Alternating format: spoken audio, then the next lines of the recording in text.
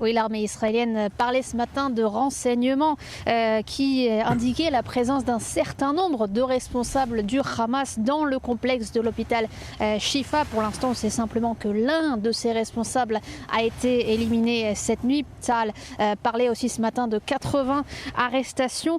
Il y a également des frappes qui auraient visé des bâtiments voisins de l'hôpital Shifa ces dernières heures, selon les médias palestiniens. Si on a demandé aux civils gazaouis d'évacuer plus au sud vers la zone humanitaire, c'est que ce n'est pas une opération express. Selon Tzahal, Faik Mabrouk, qui a été éliminé cette nuit, était responsable de la synchronisation de diverses unités du Hamas dans la bande de Gaza. Du côté des réseaux affiliés du Hamas, on affirme qu'il était responsable de la sécurisation des convois de camions d'aide humanitaire. On attend peut-être plus d'informations de Tzahal, si c'est vrai.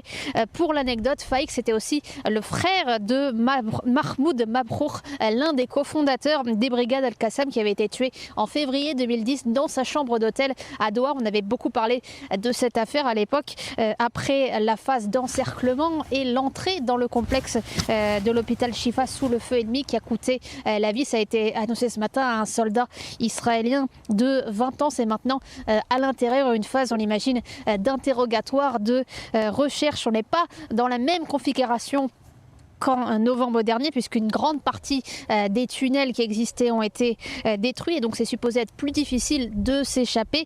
Cela dit, quand on lit que des terroristes ont réussi à sortir de leur cachette dans le nord de la bande de Gaza, grimper dans des ambulances déguisées en femmes pour rentrer dans l'hôpital Shifa, ça pose pas mal de questions, puisque tout ça s'est passé après le retrait des forces israéliennes. Effectivement.